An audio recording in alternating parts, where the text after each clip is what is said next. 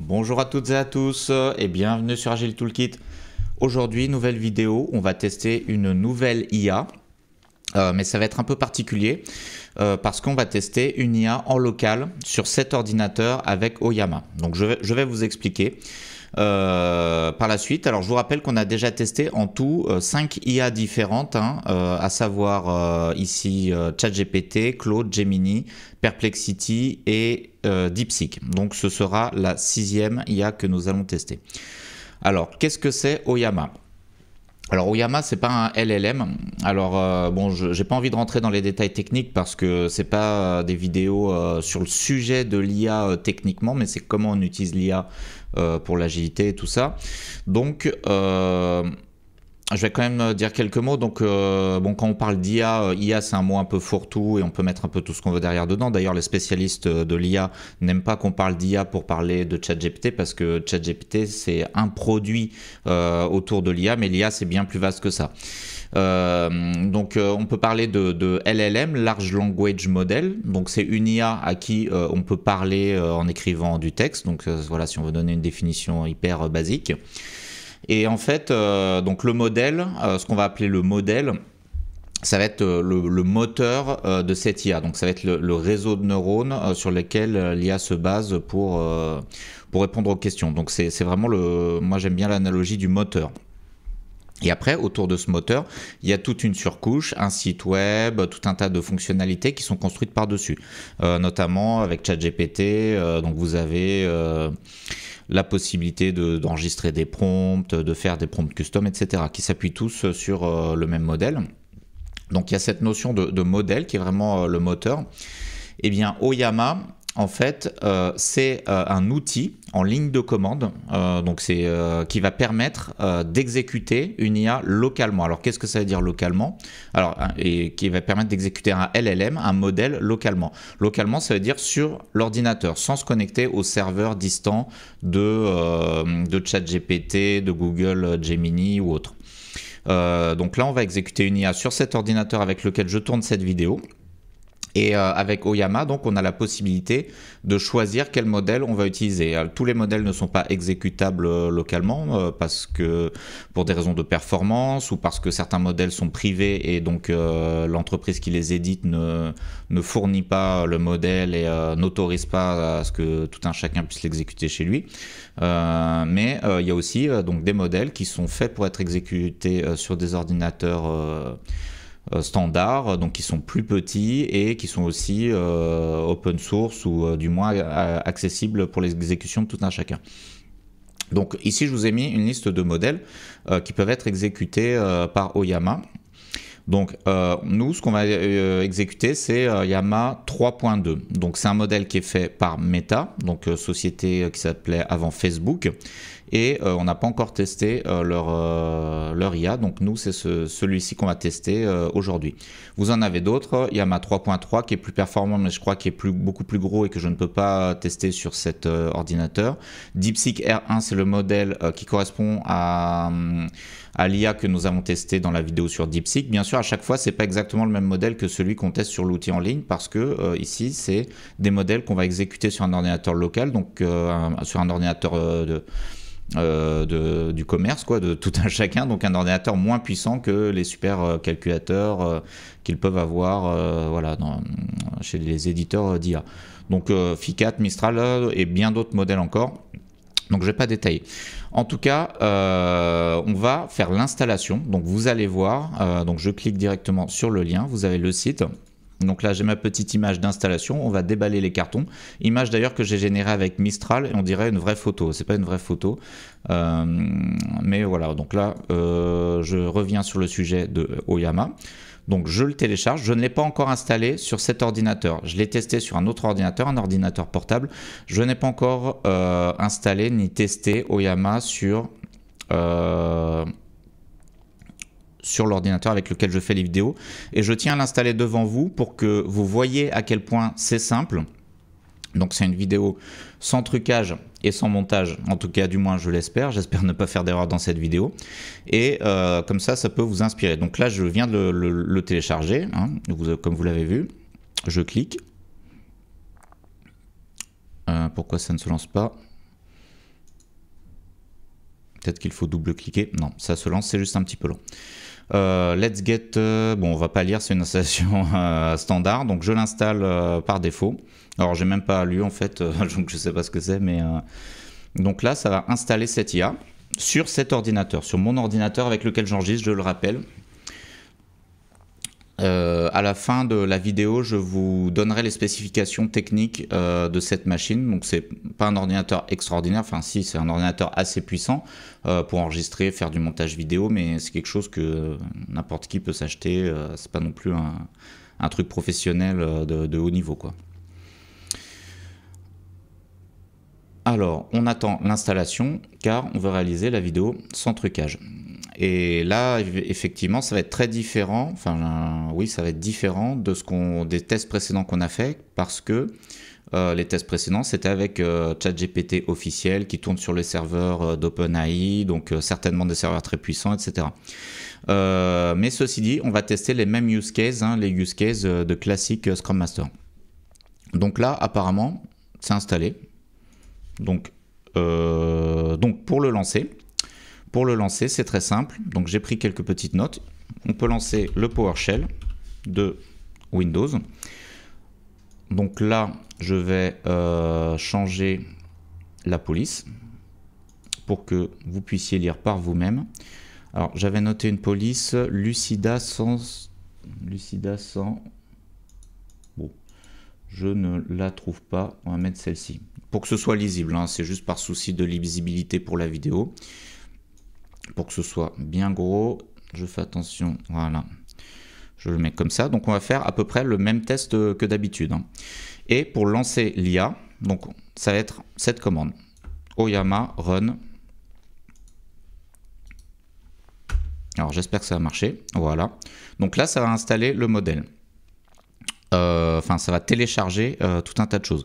Alors, heureusement, j'ai la fibre, donc ça ne devrait pas être trop long. Si vous voulez en savoir plus sur Oyama, vous avez GitHub ici. Donc, ils ont un dépôt GitHub. Vous allez avoir des renseignements techniques et notamment la liste de tous les modèles que vous allez pouvoir utiliser. Donc, nous, c'est celui-là, Yama 3.2, donc qui fait 2 gigaoctets. Donc, le 3.3, vous voyez, il fait 43 gigaoctets, donc c'est beaucoup plus. Voilà. Après, il y en a tout un tas de sortes. Puis ici vous avez la documentation sur comment lancer, voilà, par exemple. Bon, en fait je l'ai pas lu, j'ai fait vraiment le minimum, hein. Pour vous montrer que sans être un expert de l'IA, sans trop creuser et y passer trop de temps, on peut déjà exécuter une IA en local sur son propre ordinateur. Donc moi je l'ai fait sur mon laptop, hein, mon ordinateur portable, et ici je le fais pour la première fois sur l'ordinateur d'enregistrement vidéo. Donc apparemment c'est installé, donc on va commencer. Bonjour. Bonjour, comment puis-je vous aider? Ah, je constate que c'est beaucoup plus rapide que sur mon ordinateur portable.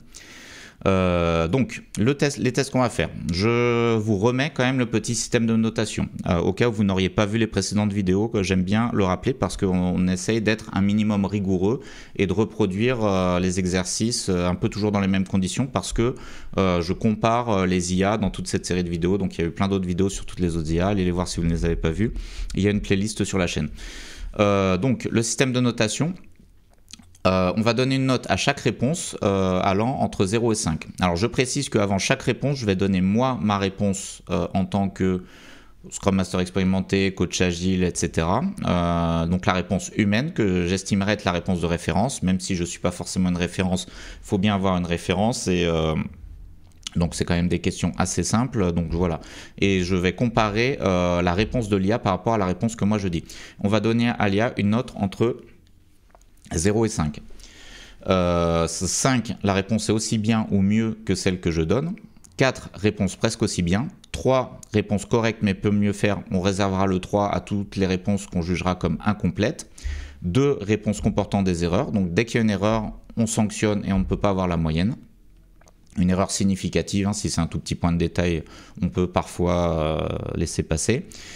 1, réponse fausse. Donc une réponse fausse, c'est une réponse qui a que des erreurs, enfin qui a pas que des erreurs mais beaucoup d'erreurs, 2, ça va être une seule erreur significative mais dans un ensemble qui est bon, et 1, ça va être principalement des erreurs.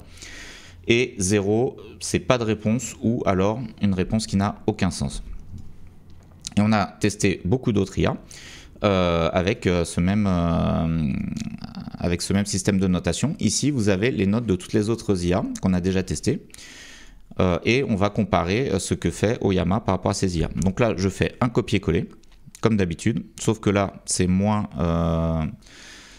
sympa à voir, mais c'est la même chose. Enfin, c'est le même principe. Donc juste, on n'a pas de site web, on est en local. Alors là, il y a quand même pas mal de texte. Donc c'est pas très bien présenté. Mais comme on a fait pour les autres vidéos, je vais tout lire, hein, enfin plus ou moins. Donc bon, c'est pas très agréable. Je vais quand même réduire la taille de la police parce que c'est un petit peu trop gros. J'espère que vous arriverez à lire. Donc je suis un nouveau Scrum Master. Alors, ça commence ici, la réponse de l'IA. Donc, l'idée est de créer une animation tournante pour le daily meeting. Ah non, pardon, excusez-moi. L'idée de créer une animation tournante pour le daily meeting est excellente car elle encourage le participant elle encourage la participation et la diversité d'expériences chez l'équipe. Elle permet aux membres de l'équipe de partager leurs compétences. Elle réduit la pression sur un seul membre de l'équipe pour animer chaque réunion. Bon, ça c'est une petite introduction.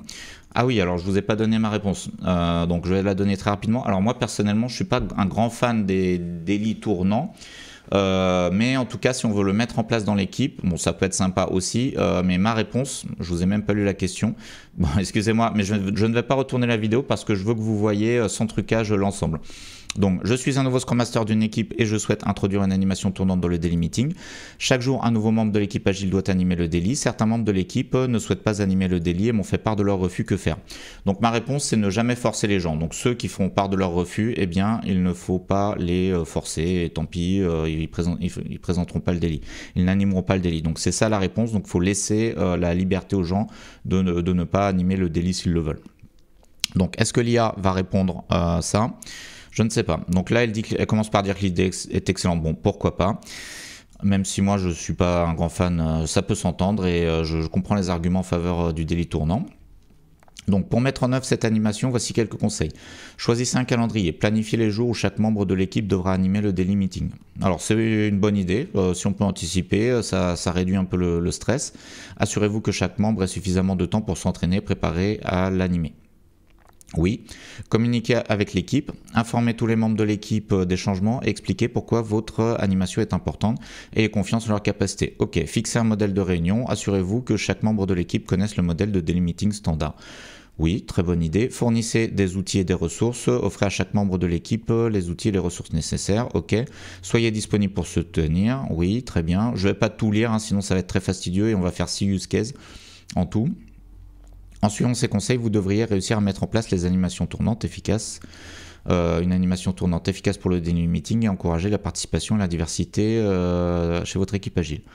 Certains membres de l'équipe ne souhaitent pas animer. Alors c'est marrant parce que là, ok, donc là j'ai mal pasté la question parce que il répond en 2 temps. Il y a eu un retour chariot, donc il répond en 2 temps. C'est peut-être pour ça d'ailleurs que j'avais mis en dessous le texte complet. Donc je vais pas lire la suite, on va refaire un test pour que ça soit dans les mêmes conditions, parce que s'il répond en 2 temps, c'est pas exactement dans les mêmes conditions qu'avec ChatGPT. Donc je vous prie de m'excuser pour ce manque de préparation, mais voilà, au moins c'est sans trucage, c'est les aléas. Oups. Non. Bon, comme on copie-colle. Copie. Voilà. Donc on refait. Donc c'est assez rapide ceci dit. Hein, Donc j'essaie de retrouver ma réponse. Plutôt ma question. Bon. On va sauter plein de lignes et on refait. Voilà.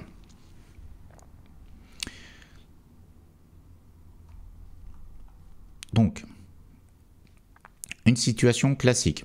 Donc là, c'est la question 1. Une situation classique. Voici une approche plus détaillée pour gérer les réactions négatives.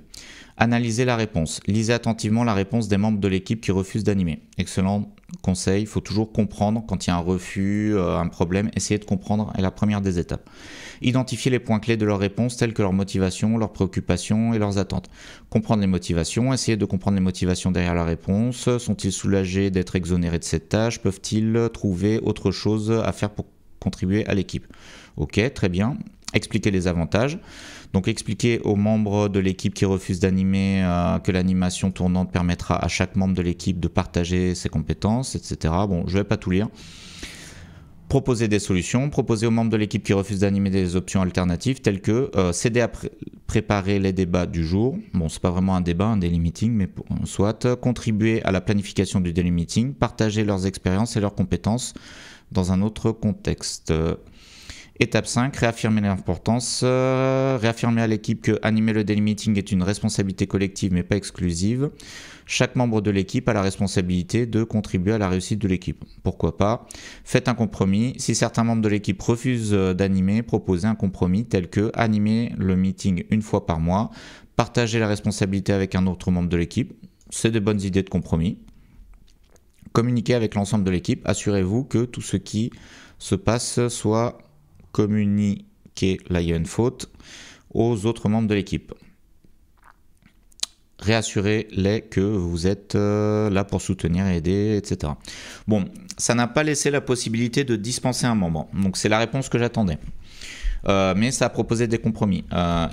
J'ai quand même posé la question, est-ce que je dois forcer tous les team members à animer, même s'ils ne veulent pas? Bon, la réponse n'est pas hyper tranchée, hein, donc c'est pour ça que je repose une question. Voilà. Où est ma question? Où est-ce que j'ai mis ma question?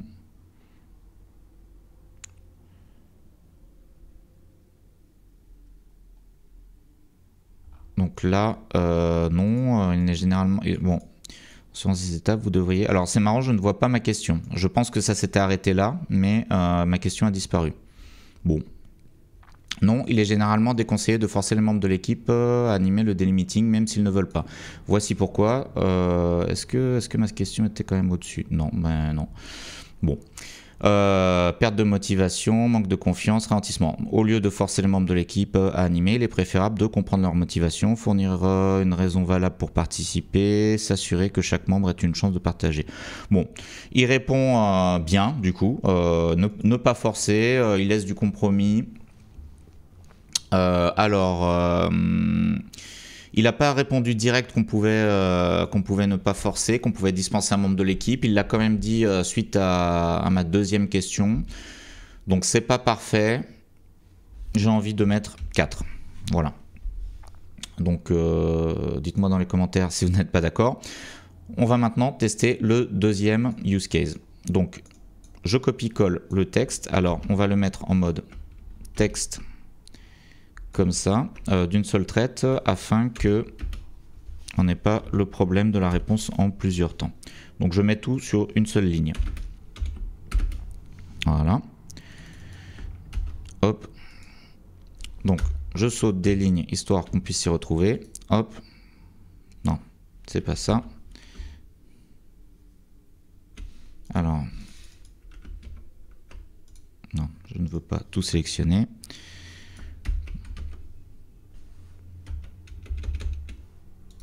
Voilà. Donc la question c'est, en attendant, je suis un Scrum Master de une équipe et je souhaite animer une rétrospective sur le thème de Halloween. Je veux une rétrospective simple, peux-tu me proposer un format simple de rétrospective ainsi que des étapes d'animation? Donc le format simple, c'est 3 colonnes, une avec un fantôme qui nous a surpris, qui représente les imprévus, un zombie qui représente les problèmes récurrents et un bonbon qui représente les points positifs. Par exemple, il y a 1000 façons de faire une rétrospective Halloween. Je vous donne un exemple que j'avais donné dans les précédentes vidéos pour aller très très vite. On peut faire beaucoup plus sophistiqué et on va voir ce que répond Oyama. Une rétrospective Halloween peut être une excellente idée. Voici un format simple et amusant pour animer une rétrospective sur le thème de Halloween. 30-45 minutes, ok.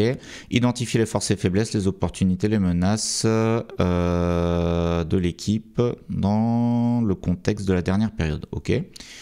Je sais pas pourquoi c'est écrit FOOP, force, faiblesse, opportunité, et l'autre O, je sais pas, et le P non plus.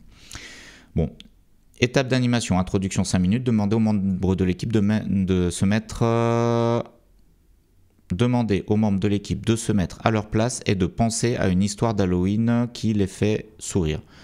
De se mettre à la place de qui? À leur place, à leur chaise, peut-être. Présenter le format de la rétrospective et expliquer que vous allez explorer les FOP de l'équipe ensemble. Donc là, on a une description avec chaque lettre. Alors, force. Demandez aux membres de l'équipe de partager une chose qui leur a été facile ou agréable pendant la dernière période. Encouragez-les à utiliser des mots ou des phrases d'Halloween pour décrire cette force, par exemple la clé des tâches ou le dragon des responsabilités. Ok, c'est pas trop lié au thème d'Halloween, mais soit. Demandez aux membres de l'équipe de partager une chose qui leur a été difficile ou frustrante pendant la dernière période. Donc faible, force, faible. Encouragez-les à utiliser des mots ou des phrases d'Halloween pour décrire ce faible, par exemple le géant de la bureaucratie ou la sorcière de la perte de temps. Opportunité. Demandez aux membres de l'équipe de partager une chose qui leur a semblé prometteuse ou attrayante pendant la dernière période. Encouragez-les à utiliser des mots ou des phrases d'Halloween pour décrire cette opportunité, par exemple le coffre d'or des idées. Donc opportunité O, ensuite menace M, sauf que ça nous avait pas mis de M là-haut, donc je sais pas pourquoi, c'est peut-être une traduction de l'anglais, sauf que menace en anglais c'est threat, ça commence par un T, il me semble, donc ça commence pas par un O ni un P. Demandez aux membres de l'équipe de partager une chose qui leur a semblé un défi ou une menace pendant la dernière période. Encouragez-les à utiliser des mots ou des phrases. Ok, c'est toujours la même chose. Conclusion, 5 minutes. Donc là, on n'a pas le P, donc il y a pas mal d'erreurs. Résumez les points clés de chaque section et demandez aux membres de l'équipe de partager leur pensée finale. Encouragez-les à utiliser ces FOP pour améliorer leur processus de travail. Conseil, utilisez des exemples d'Halloween. Encouragez les membres de l'équipe à être honnêtes et ouverts. Faites preuve de patience. Ok, alors là aussi, on va reposer une question. Peux-tu me dire à quoi correspondent les lettres FOO? Alors, il nous avait mis FFOOP. FFOOP. De manière synthétique. De manière très synthétique, parce qu'on va pas tout lire. Alors, force, opportunité, P faible. Bon, alors pas terrible l'explication. Donc là, voilà. Là, c'est beaucoup moins bien que ce qu'ont fait toutes les autres IA. Bon, c'est quelque chose d'extrêmement simple.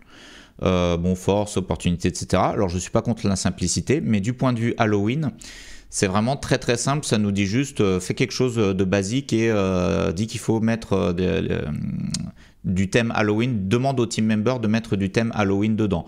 Donc c'est vraiment pas terrible. En plus, il y a cette histoire de FOOP où on n'a pas vraiment d'explication. Donc c'est très très basique.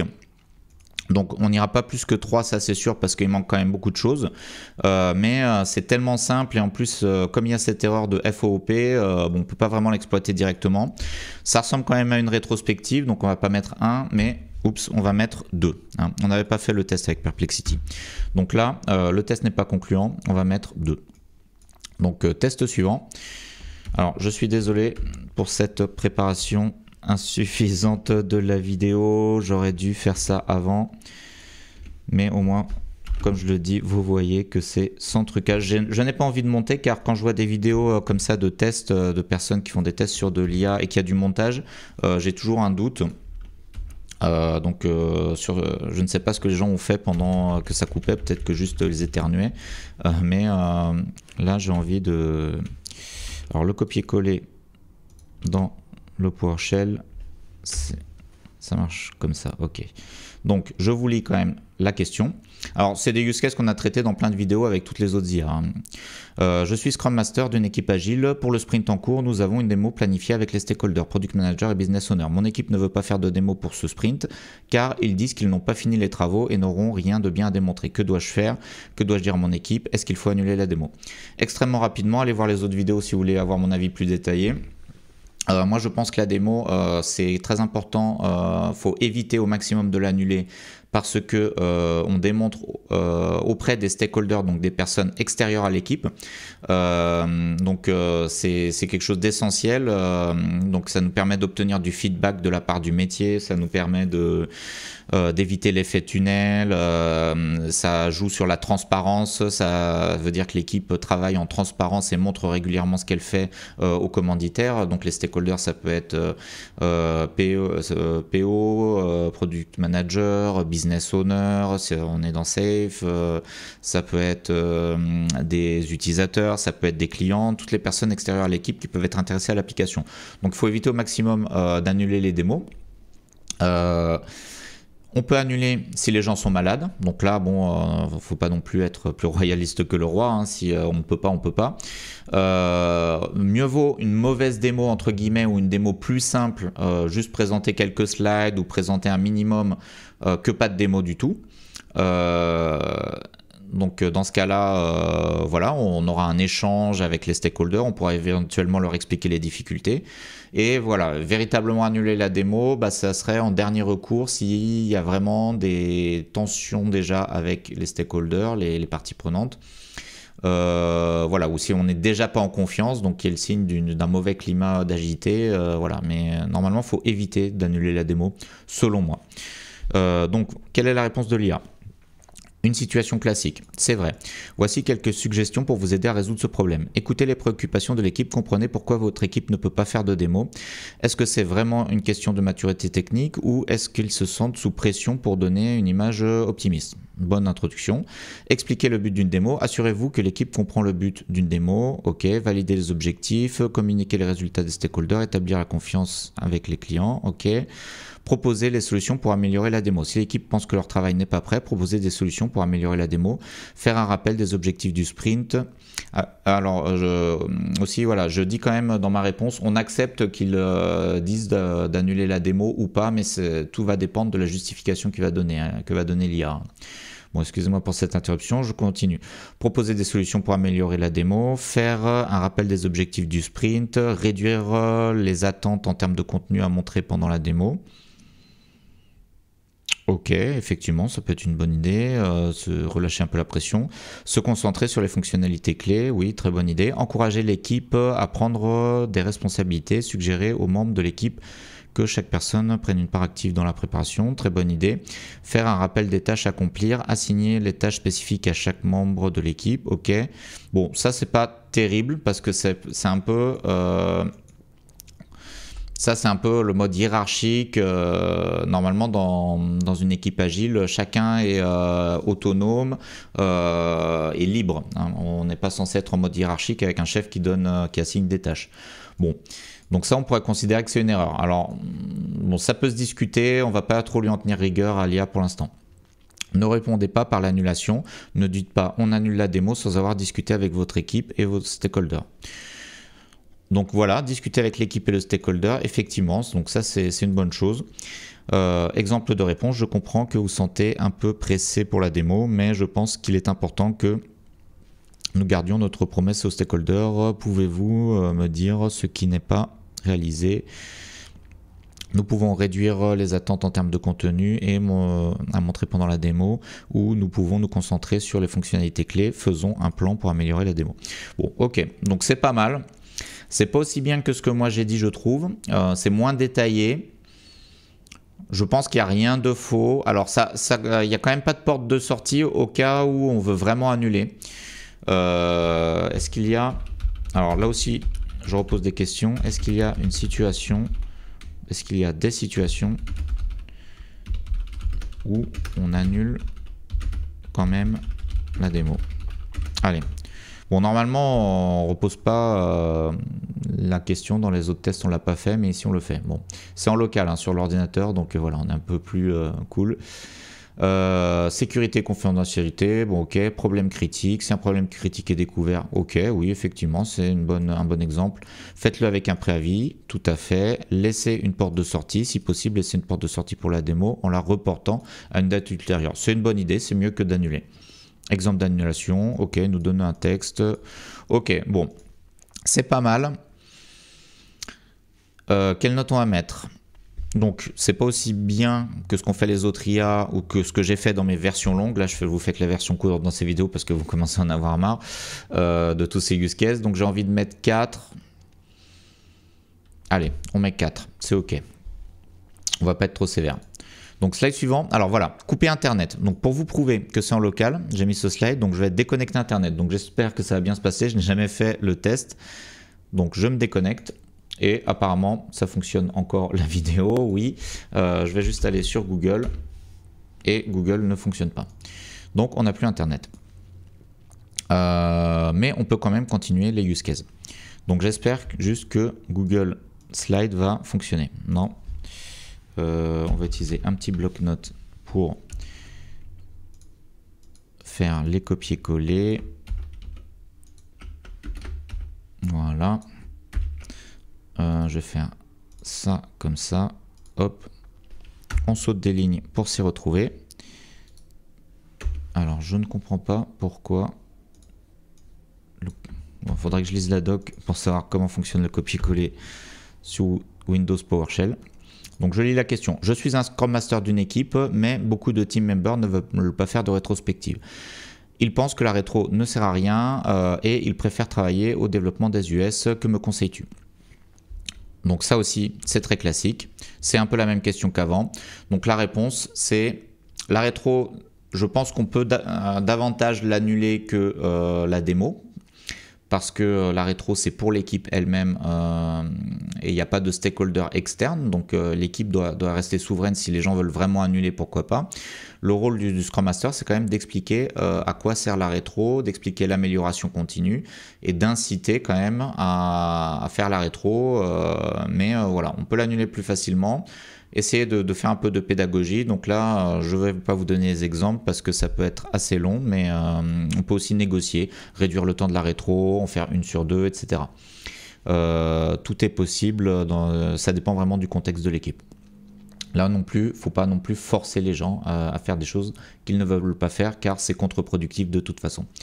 Donc, voici quelques conseils pour vous aider à résoudre le problème. Expliquez l'importance de la rétrospective. Assurez-vous que les membres de l'équipe comprennent pourquoi la rétrospective est importante. Améliorez la collaboration et la communication. Identifiez les opportunités d'amélioration du processus. Réduire les erreurs et les dépendances. Faites comprendre que la rétrospective ne sert pas à nado. C'est quoi nado ?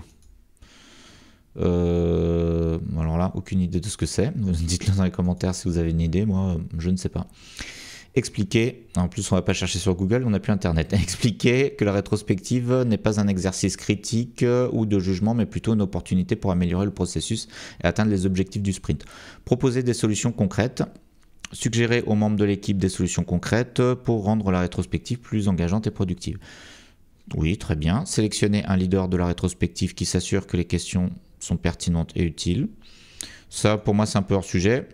Pourquoi pas, mais j'aime pas le mot sélectionner, ça fait aussi un petit peu autoritaire. Et en plus, bon, normalement, c'est le rôle du Scrum Master, souvent qui anime la rétrospective, mais c'est pas obligatoire. On peut proposer plutôt un leader de rétrospective. Bon, on va pas lui en tenir rigueur, on sait pas exactement ce que veut dire l'IA, on va pas lui poser plein de questions non plus. Proposer des activités concrètes telles que ce que nous avons fait bien ou ce que nous pouvons améliorer. Ok, utiliser l'environnement de travail, utiliser l'agile pour créer un environnement de travail qui encourage la collaboration et la participation. Utiliser des outils d'aide à la rétrospective, rétrospective mastermind, rétro lasso. Ok, créer un espace sûr et respectueux des discussions. Faites l'exemple, participez activement à la rétrospective et montrez que vous êtes engagé dans le processus d'amélioration. Très bien. Posez des questions concrètes pour votre propre expérience. Suggérez des idées pour améliorer le processus. Exemple de phrase, je comprends que la rétrospective peut sembler fastidieuse, mais c'est une opportunité pour améliorer et atteindre les objectifs du sprint. Je suis là pour vous aider, etc. Bon, on va donner une note. Alors, verdict, Bon, alors je peux pas écrire, mais c'est pas grave, on va noter la note dans le bloc-notes. Moi, je pense que c'est, y a rien de faux. C'est quand même très incomplet. Il n'y a pas d'erreur, c'est quand même incomplet. Il y a ce truc-là, Nado, bon, on va pas en tenir compte. Je ne sais même pas ce que ça veut dire. Donc, je vais mettre 3. Hein. Voilà. Donc, on continue avec les use cases suivants. Est-ce que si je fais un copier-coller complet comme ça va fonctionner? Oui, j'enlève les retours chariots pour avoir une réponse en un seul tenant. Hop. Et hop. Copier. Et... Alors, je vais faire un copier comme ça pour être sûr. Soyons précis. Copier. Je saute des lignes. Non. Alors, je ne comprends pas pourquoi le coller ne fonctionne pas. Édition. Copier. Voilà. Allez, c'est parti. Pendant ce temps, je vous lis la question. Je suis Scrum Master d'une équipe au sein d'IntraSafe. Nous avions planifié un certain nombre d'user stories pour l'itération, mais nous en avons réalisé que la moitié à la fin de l'itération. Nous avons une grosse pression pour livrer à temps. Nous pouvons être en retard sur un sprint, mais on nous demande de ne pas être en retard à la fin du PI. Que me conseilles-tu pour la prochaine itération? Est-ce possible de rattraper le retard, sachant que toutes les itérations suivantes sont déjà remplies avec ce qu'on a planifié au PI planning? Ma réponse en quelques mots, si c'est un retard conjoncturel, donc qui se produit suite à un événement imprévu, par exemple tout le monde est malade parce qu'ils ont la grippe, on peut espérer le rattraper, mais pas en un seul sprint, parce que si on a livré que la moitié des points du sprint, c'est pas en un sprint, on va pas faire 150% de travail en plus si on a fait 50% dans le sprint précédent. On peut amortir ce retard sur plusieurs sprints, sur 4-5 sprints jusqu'à la fin du PI, c'est pas impossible. Si c'est lié vraiment à un événement voilà, inattendu. Si c'est un problème plus profond d'estimation ou le fait qu'on prend trop d'user story à chaque fois, bah là c'est impossible, on ne va jamais rattraper ce retard et il va falloir même replanifier les sprints suivants en se basant toujours sur les priorités, bien évidemment. Donc, voici quelques conseils pour aider à résoudre le problème. Rappelez-vous les principes de SAFe. Dans SAFe, l'objectif est d'atteindre les objectifs du PI en fonction de la capacité disponible sur le plan du temps. Ok, c'est pas faux. Bon. Analyser la situation. Comprendre les raisons du retard. Donc ça, c'est toujours un très bon conseil. Analyser la situation. Avez-vous des équipes de développement parallèles? Si oui, vous pouvez répartir les tâches entre elles. On peut faire appel à des renforts. Pourquoi pas? Avez-vous des ressources supplémentaires disponibles? Si oui, vous pouvez les utiliser pour accélérer la livraison du reste des user stories. Alors voilà, donc c'est la même chose. Pourquoi pas? C'est pas non plus magique parce que si on fait venir des renforts, il faut qu'ils soient compétents sur le sujet. Alors peut-être qu'on peut avoir des renforts qui connaissent déjà le projet si on veut vraiment rattraper un retard, mais on risque de mettre en retard d'autres équipes. Si on prend des personnes dans une autre équipe, voilà, donc c'est pas forcément une super idée, mais ça peut être une bonne idée, ça peut aider, suivant le contexte. Prioriser les user stories restantes, identifier les user stories les plus importantes et les plus urgentes à livrer. Donc c'est toujours une bonne idée d'avoir les priorités en tête. Utiliser le backlog de rétrospective. Alors backlog de rétrospective, ok, pour identifier les tâches les plus importantes à réaliser. Bon, un backlog de rétrospective pour moi ça serait les actions prises en rétro et qui resteraient à planifier ou qui sont déjà planifiées, mais je vois pas en quoi ça va nous aider. Donc là, pour moi, ça, c'est pas bon. Prioriser les user stories en fonction de leur importance et de leur impact sur l'objectif du PI. En principe, à tout instant, les user stories doivent être priorisées. Dès qu'une user story est présentée à l'équipe, par exemple en backlog refinement, on doit se poser la question de la priorité. Et le PO ou l'APO doivent avoir en tête cette notion de priorité à tout instant. Donc, c'est pas une priorisation ponctuelle comme ça qui va normalement permettre de rattraper le retard. Même si, bien sûr, on doit toujours s'appuyer sur les priorités pour faire des choix qui sont parfois difficiles. Qu'est-ce que c'est un choix difficile? Ça veut dire annuler purement et simplement une user story ou une feature ou la reporter au PI suivant. Créer un plan de rattrapage, développer un plan pour livrer les user stories restantes. Donc ça, c'est une bonne idée. Créer une liste des tâches nécessaires pour réaliser les user stories restantes.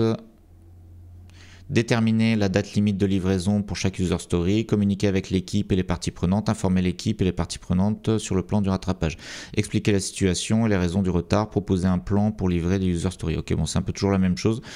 Exemple de phrase, donc il nous donne des exemples de phrases que je vais pas lire. Conseil important, alors là je vais lire parce que c'est important. Il est crucial de communiquer transparentement, ok, avec l'équipe et les parties prenantes sur le plan de rattrapage. Assurez-vous que tout le monde soit au courant des raisons du retard, des opportunités pour rattraper le retard et du plan de livraison. En ce qui concerne la question de savoir si cela est possible de rattraper le retard, sachant que toutes les itérations suivantes sont déjà remplies avec ce qu'on a planifié au PI Planning, la réponse est oui. Donc bon, moi j'aurais pas été aussi catégorique, ça dépend vraiment, comme je vous ai dit, hein, il y a deux situations. Et puis ça dépend aussi si on est au début ou à la fin du PI. Si on est au tout début du PI, on peut espérer rattraper un retard si c'était vraiment lié à, par exemple, des gens malades comme je l'avais dit. Si on est à la fin du PI, c'est non, on ne rattrapera pas ce retard.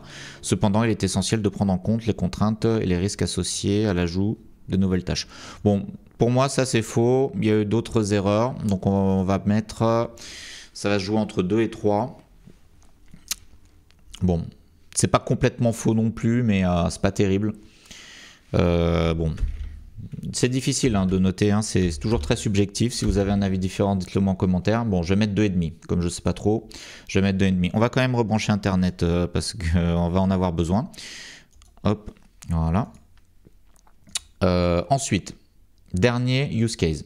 Non, si, dernier use case. Donc, je copie le texte, je le mets là, j'enlève les retours à la ligne. Donc, j'essaie de bien sélectionner le texte et de ne pas sélectionner de retour à la ligne. Édition, copier. Hop. Je saute des lignes histoire qu'on puisse voir facilement. En fait, c'est peut-être mon saut de ligne qui perturbe mon copier-coller. Copier, coller. Voilà. Je suis Scrum Master d'une équipe. Certaines US ne sont jamais réalisées à la fin du sprint et sont reportées de sprint en sprint. Que faire? Alors, normalement, les user stories, elles sont dans un certain ordre de priorité. Donc, si des US sont jamais réalisées à la fin d'un sprint, elles sont censées être plus prioritaires pour le sprint suivant. Elles sont censées être mises dans le sprint suivant et être davantage prioritaires. Si elles sont jamais réalisées malgré ça, ça veut dire qu'il y a une raison pour laquelle elles ne sont pas réalisées. Il faut comprendre cette raison. Ça peut être par exemple que finalement elles ne sont pas prioritaires et qu'elles n'ont rien à faire là et qu'on peut très bien les annuler ou les reporter à un PI suivant. Ça peut être une des raisons. La deuxième raison, ça peut être qu'on est en difficulté technique, on n'arrive pas à les réaliser. Donc là, il faut se pencher dessus, demander de l'aide éventuellement. Une autre raison, ça peut être que ces user stories sont en dépendance avec d'autres user stories. Donc on ne peut pas les réaliser pour une raison externe à l'équipe. Donc là, va falloir essayer d'aller voir comment on peut résoudre ce problème à l'extérieur, hein, aller discuter avec les autres équipes dont on est dépendant. Ça peut être que la user story n'est pas prête à être réalisée du point de vue de la definition of ready. Par exemple, il nous manque certains inputs, certains éléments. Par exemple, imaginons une user story, on doit mettre le logo de l'entreprise dans l'application. Pour mettre le logo de l'entreprise dans l'application, il faut avoir le fichier JPEG ou PNG, je ne sais pas quoi. Il faut avoir le fichier de l'image du logo. Et si on n'a pas cette image, on ne va pas être capable de mettre l'image dans l'application. Donc voilà, c'est aussi simple que ça. Mais dans ce cas-là, cette user story ne devrait pas avoir été mise dans un sprint parce qu'on n'est pas capable de la réaliser. Si on la reporte de sprint en sprint, au bout d'un moment, il faut se poser la question pourquoi et voilà, agir en conséquence. Voici quelques conseils pour vous aider à résoudre ce problème. Analysez les raisons des reports, identifier les causes sous-jacentes, excellent. Est-ce que l'équipe n'a pas de ressources suffisantes? Est-ce que les tâches sont trop complexes ou trop longues à réaliser? Est-ce que les priorités ont changé? Excellente suggestion. Définissez des critères clairs pour le reporting. Reporting, alors là je ne comprends pas. Créer des critères clairs pour déterminer si une user story peut être reportée. Ah, bon, petite erreur de traduction. Oui, donc la tâche est complètement faite ou presque complète. Alors là je ne comprends pas. Si la tâche est complètement faite ou presque complète. Ouais, donc si elle est presque complète, on la reporte peut-être. La tâche a un impact négatif sur les objectifs du sprint. Alors là non plus, je ne comprends pas trop. La tâche est importante et urgente, mais l'équipe n'a pas les ressources suffisantes pour la réaliser. Donc j'ai dit qu'elle est reportée de sprint en sprint. Donc pour moi, tout ça, ça tape un peu à côté. C'est un peu hors sujet. Utiliser une stratégie de reporting. Donc de report, hein, mais bon, on ne va pas lui en tenir rigueur sur la traduction. Développer une stratégie de reporting qui prend en compte les critères clairs. Report des user stories qui sont complètement faites ou presque complètes. Alors je vois pas pourquoi on reporterait une user story complètement faite. Si elle est complètement faite, il n'y a pas besoin de la reporter. Prioriser les tâches qui ont un impact négatif sur les objectifs du sprint. Alors là aussi, bon, peut-être une erreur de traduction, mais prioriser les tâches qui, si elles ne sont pas faites, auront un impact négatif sur l'objectif du sprint, c'est peut-être ça que ça veut dire. Communiquer avec l'équipe et les parties prenantes, informer l'équipe et les parties prenantes sur la stratégie de reporting. Expliquer les raisons pour lesquelles certaines user stories sont reportées. Proposer un plan pour réaliser les tâches reportées dans le futur sprint. Intégrer le reporting dans le processus, de Scrum, ok, bon c'est répété. Utiliser la fonctionnalité report du Product Owner pour reporter les user stories. C'est marrant, fonctionnalité report. Bon là je vois pas le rapport, pour moi c'est aussi hors sujet. Utiliser la fonctionnalité rejet ou abandonner pour rejeter, ok bon. On peut rejeter ou abandonner. Exemple de stratégie, tâche complètement faite ou presque complète, reporter directement au sprint suivant. Oui, ok. Donc là ils veulent dire que on reporte au sprint suivant plutôt que d'abandonner si c'est complètement fait ou presque fait. Mais bon, si c'est complètement fait, on n'a pas besoin de reporter de toute façon. Tâche qui a un impact négatif sur les objectifs du sprint. Ok, bon. Et resynthétise ce qu'il a dit précédemment. Conseil important, il est essentiel de communiquer transparentement avec l'équipe et les parties prenantes sur la stratégie de reporting. Assurez-vous que tout le monde soit au courant des raisons pour lesquelles certaines user stories sont reportées et du plan pour réaliser les tâches reportées dans le futur sprint. Bon. Quelle note on va mettre? Pour moi, c'est grandement incomplet. Donc ça va être, on va descendre directement à 3 et il y a aussi des erreurs. C'est pas clair du tout. Je vais mettre 2. Voilà. Donc on a fait tous nos use cases d'aujourd'hui. Donc là, 2,5. Donc vous avez vu que ça fonctionnait sur mon ordinateur. C'est quand même pas mal. 2,5, 3. On va prendre le petit tableau ici. Donc là, le tableau, je l'ai amélioré, je l'ai simplifié. Je ne vais pas vous expliquer les simplifications, vous pouvez mettre pause, mais en gros, j'ai fusionné, enfin si je l'explique quand même, j'ai fusionné Claude et, enfin les deux versions de Claude, parce que finalement, ça revient un peu au même. Et les dates, je les ai enlevées, je les ai mises dans des notes. Donc vous avez date du test ici, ici date du test Claude 3 Haiku. Donc je garde ça pour mémoire. J'ai mis des couleurs, donc vert, c'est 4 ou 5. C'est entre 4 et 5 inclus comme note. Jaune, c'est entre 3 et 4 inclus. Et rouge, c'est en dessous de 3, il me semble. Donc, ça permet de voir quelle est la meilleure IA. Par exemple, donc, et il y a aussi plusieurs onglets. Par exemple, c'est un autre onglet sur les templates de rétro, DevOps et IA sur la génération de release notes, c'est un autre onglet. Bon, aujourd'hui, on va se concentrer uniquement sur les use cases. Donc, il y a pas mal de use cases qui ont été faits. Et on peut voir que la meilleure IA, c'est Gemini avec une moyenne générale de 4,56 sur l'expertise use case. Donc bravo Gemini. Donc maintenant on va voir Yama, quelle est sa moyenne. Il faut que je reprenne toutes les notes. Donc 4, 2, 4. 4, 2, oups, 2, 4. Ensuite 3. 2,5, 2. 3, 2,5, 2. Et donc la moyenne générale totale, c'est 2,92. Alors 2,92, est-ce que c'est bien, est-ce que c'est pas bien? Bah c'est pas terrible, on peut pas vraiment faire une confiance aveugle au Yama, enfin faudrait plutôt dire Yama 3.2, hein, puisque c'est le nom du modèle qu'on utilise et la version. Mais c'est quand même impressionnant, je trouve, parce que c'est en local sur mon ordinateur. Hein. C'est pas des supercalculateurs chez Google, chez OpenAI ou autre. C'est vraiment local. Donc j'ai un dernier slide à vous présenter, c'est la puissance de l'ordinateur qui a été utilisé. Donc ce PC sur lequel je fais la vidéo, Bon, alors c'est un PC assez puissant, je l'ai acheté principalement pour faire les vidéos, pour faire du montage, etc. Bon, je vais pas vous lire les specs, mais bon, il y a notamment 64 Go de RAM et une carte graphique entre guillemets de gamer, une RTX 4070 à 12 Go. Et je l'ai acheté fin 2023. Bon, j'ai mis le score sur CPU Benchmark. Bon, ça, j'ai pas envie de commenter, mais bon, ça donne une idée, même si c'est pas fiable du tout. Bon, c'est un ordinateur qui est puissant, un ordinateur de gamer, mais alors je me souviens plus du prix. Je l'ai monté moi-même et bon, l'ordre de grandeur, je pense que ça devait être 1500 € peut-être fin 2023. Donc voilà, c'est un ordinateur cher, un ordinateur puissant, mais c'est pas non plus quelque chose d'extraordinaire. J'ai testé avec mon laptop avant de faire le test sur cet ordinateur. Donc ici, vous avez la performance du laptop. Il est beaucoup moins performant, notamment il n'y a que 16 Go de RAM. La carte graphique, c'est un chipset intégré au processeur. Il date de 2021. Le CPU Benchmark, il est 3-4 fois moins élevé. Et il m'avait coûté à peu près 1000 €, si je me souviens bien. C'était un bon petit laptop, mais pas non plus un truc extraordinaire. Et sur le laptop ça tourne.